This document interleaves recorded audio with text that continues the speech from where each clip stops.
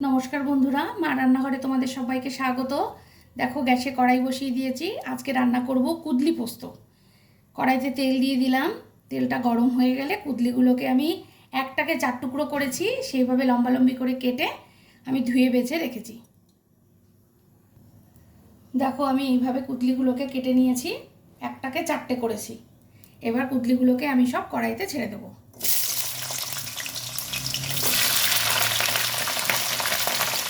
কুদলিগুলোকে ভালো করে ভেজে নেব। কুদলিগুলো আমার ভাজা ভাজা হয়ে গেছে। এর মধ্যে দিয়ে দেবো প্রয়োজন মতো নুন, অল্প দিয়ে দেবো হলুদ। পোস্ততে আমি হলুদ দেই না, তাও এখানে একটু হলুদ দিলাম। দিয়ে দেবো রং হওয়ার জন্য লাল লঙ্কার গুঁড়ো। দিয়ে দেবো স্বাদ মতো চিনি। এবার কুদলিগুলোকে সব ভালো করে ভেজে নেব।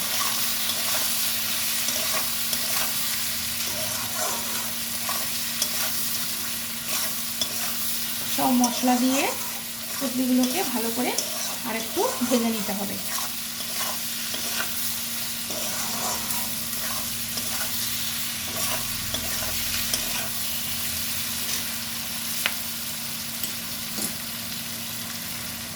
এই সময় দিয়ে দেবো বেটে রাখা পোস্ত বাটা আর লঙ্কা বাটা। আমি এখানে পোস্ত আর লঙ্কা বেটে রেখেছিলাম, সেটা এখানে দিয়ে দিলাম। দিয়ে দেবো সামান্য একটু পাটা ধোয়া জল। এবার ভালো করে কুদলিগুলো পোস্ত দিয়ে ভাজা ভাজা করে নেব।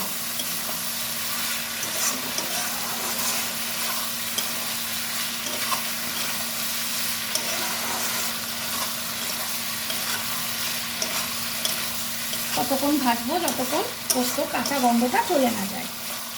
মশলা দিয়ে তেল ছাড়বে, ততক্ষণ অবধি ভাজবো।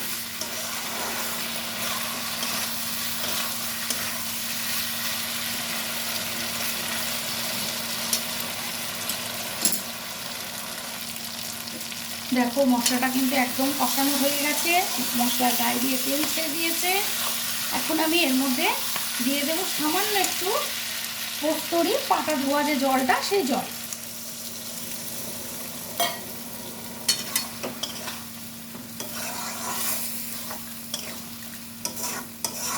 কড়াইয়ের গাটা এইভাবে কাচিয়ে নিতে হবে।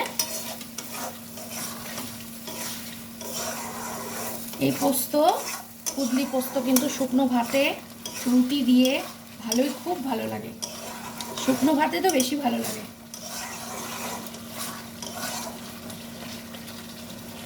এবার এটা আমি একটু ঢেকে দেব।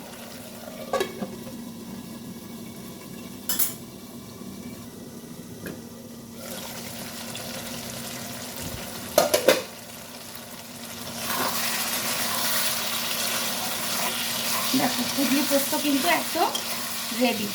সমস্ত কুদলিগুলো সেদ্ধও হয়ে গেছে, মশলা থেকে তেলও ছেড়ে দিয়েছে। এবার আমি গ্যাসটা অফ করে দেব। দেখো, আমি একটা পাত্রে ঢেলে নিয়েছি। কুদলি পোস্ত একদম রেডি। রেসিপিটা যদি ভালো লাগে প্লিজ লাইক কমেন্ট করো, সাবস্ক্রাইব করে আমার পাশে থেকো।